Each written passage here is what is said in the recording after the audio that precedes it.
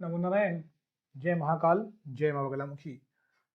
सभी मेरे दर्शकों का बहुत बहुत स्वागत है। मैं आशा करता हूँ आप सभी लोग स्वस्थ होंगे, आपकी आध्यात्मिक उन्नति आगे बढ़ रही होगी। आज के मेरे वीडियो का टॉपिक देवता की शक्ति जागृत होने से है। देवता की शक्ति को जागृत होने में कितना समय लगता है और कब पूजा करते करते, साधना करते करते आपकी शक्ति जागृत होने लगती है। सबसे पहले मैं आपको एक चीज़ बता दूं, पूजा और साधना में अंतर होता है। पूजा हम लोग डेली करते हैं और ये नॉर्मल होती है, इतनी ज़्यादा उग्र नहीं होती है, इतनी देर तक नहीं होती है और इतनी ज़्यादा इसमें ध्यान की ज़रूरत नहीं पड़ती है हमें। हम नॉर्मल सी अपनी दैनिक दिनचर्या के हिसाब से जैसी पूजा कर सकते हैं। प्रभु को याद करना भी एक पूजा पाठ ही है, जिसमें हम ईश्वर को डेली याद करते हैं और अपने कामों में लग जाते हैं।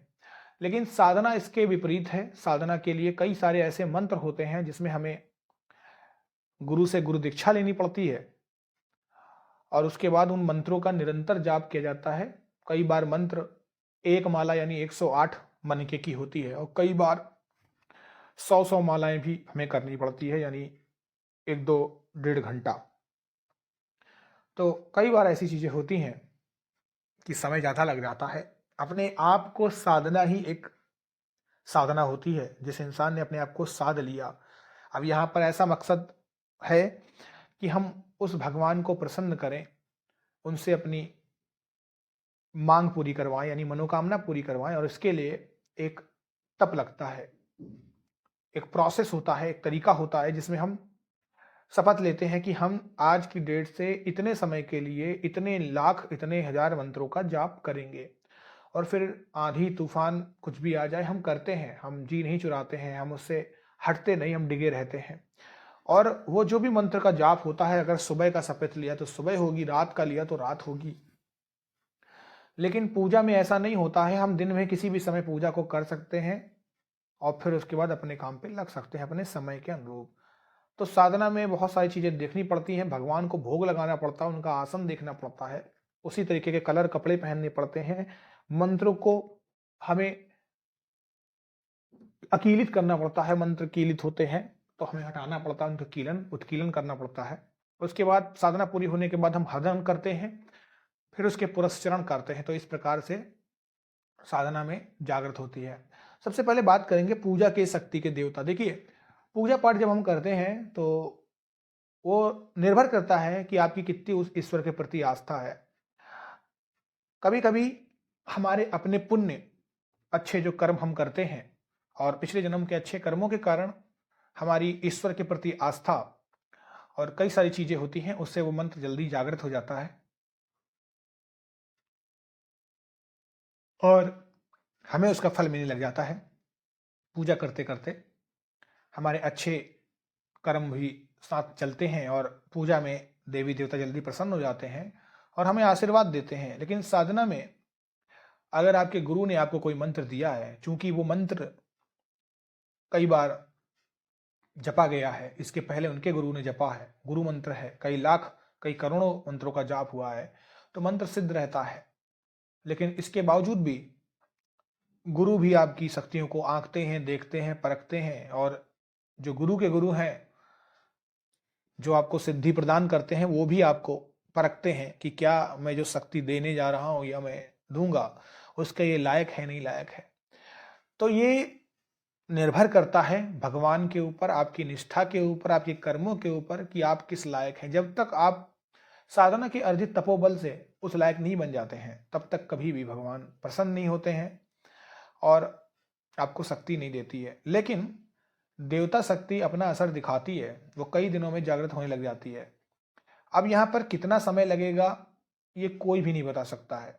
1 दिन, 2 दिन, 10 दिन, बहुत से ऐसे हमारे माननीय लोग हैं, श्रीमती लोग हैं, जो ये कमेंट करते हैं कि मेरे पूजा में ये फूल बना, मुझे ऐसी खुशबू का एहसास आता है।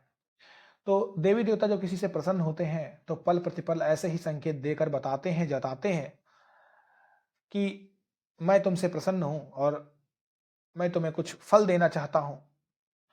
तो सबसे पहले वो आपको पूजा के दीपक के माध्यम से जताते हैं कि मैं अब जागृत हो रहा हूं, तुम्हारी शक्ति काम कर रही है। तो पूजा के दीपक में फूल बनते हैं विभिन्न प्रकार के। फिर और भी कैसे तरीके आते हैं जिससे पता चल जाता है कि ईश्वर अब हमारे साथ है। इनकी शक्ति जब जागृत होती है तो पूजा का जो दीपक होता है उसमें विभिन्न प्रकार की आकृतियां बनती हैं, शंख से लेकर हाथी घोड़े सूंड गणेश जी, ऐसे सब आकृतियां बनती हैं।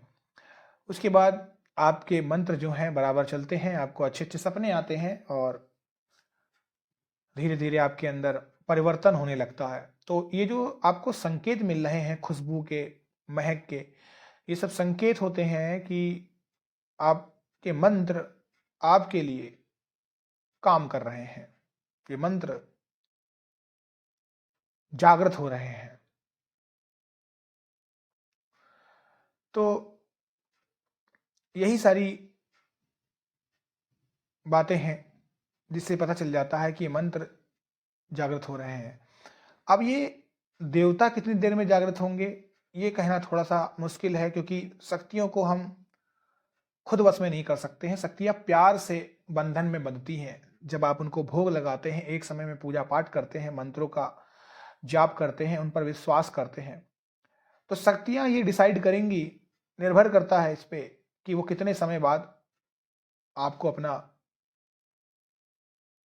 असली रूप दिखाएंगे, उस रूप में जिस रूप में वो चाहते हैं आपसे बात करना, कब वो आपको शक्ति प्रदान करेंगे। कभी कभी इसमें 1 साल लग जाता है, कभी कभी 10 साल लग जाता है। और पिछले समय में आपने देखा था, आप देख सकते हैं टीवी सीरियलों में कि कैसे ऋषि मुनि जब तब करते रहते थे, आंधी तूफान होता था, मुंह पर पूरे जाले लग जाते थे, मुंह पे घोंसला बना देती थी चिड़िया, फिर भी उन्हें भगवान नहीं देते थे दर्शन। तो ये कहना मुश्किल होगा, इस शक्तियों पर निर्भर करता है कितने समय बाद जागृत होगी। लेकिन यहाँ पर 2 बातें हैं। पूजा पाठ में आपके कर्मों के हिसाब से जल्दी आपको फल मिल जाता है, लेकिन वो इतना स्ट्रांग फल नहीं होता है। वो भगवान आपको अपना आशीष देते हैं, सिर्फ कर्म आप ही करते हैं। लेकिन जब आप अपने कर्म नहीं करना चाहते हैं, आपको कोई मनोकामना है, तो फिर कर्म भगवान आपसे दूसरे तरीके से करवाते हैं, आपके अनुशासन के द्वारा, आपके भोगों के द्वारा, आपके मंत्र जाप के द्वारा, आपकी चीजों के द्वारा। तब धीरे धीरे आपको पूजा के दीपक में ये शक्ति जागृत होने का संकेत देखने को मिलता है, और उसके बाद फिर देवी देवता आते हैं। तो इसमें 1 साल, 2 साल, 10 साल आपकी खुद की विश्वास के ऊपर होता है। कई लोग बहुत जल्दी हार मान लेते हैं, फिर कुछ लोगों की उटपटांग हरकतों के कारण भी ऐसा होता है कि पूजा पाठ कर रहे हो, यहाँ पर सब बराबर कर दे रहे हैं। बाकी मैं आशा करता हूँ आपको मेरा आज का ये वीडियो पसंद आया होगा। जो लोगों को पसंद आया है वो लोग लाइक और शेयर जरूर करें।